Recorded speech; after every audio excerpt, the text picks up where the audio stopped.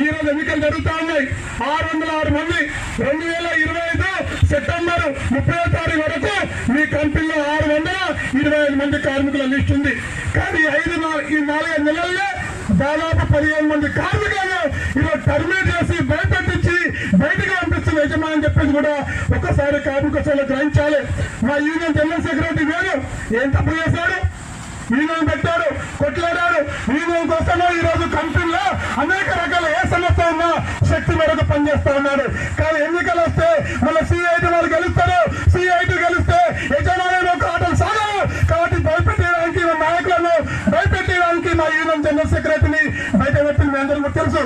అయినా ఈ రోజు ఎంఆర్ఎఫ్ కార్మికులు న్యాయం జరగాలి, సిఐటి ఉంటే న్యాయం ఉంటాయని చెప్పేసి నా ఉద్యోగం పైన పర్వాలేదు అని చెప్పేసి నేను ఈ రోజు సాయశక్తులు కూడా గెలిపే ప్రయత్నం చేస్తా ఉన్నాడు.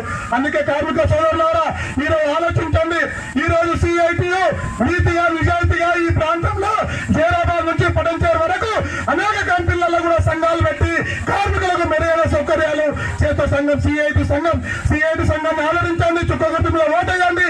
రేపు రాబోయే కాలంలో మంచి బ్రహ్మాండమైనటువంటి అగ్రిమెంట్ సాధించుకోవడానికి సిఐటి నాయకత్వం మీ ముందు వస్తా ఉందని చెప్పేసి కూడా తెలియజేస్తూ మన యూనియన్ అధ్యక్షులు వీర మల్లేశం గారు మన ఎట్లా ఉద్దేశించి మల్లేశంగా కోరుతా ఉంటాం.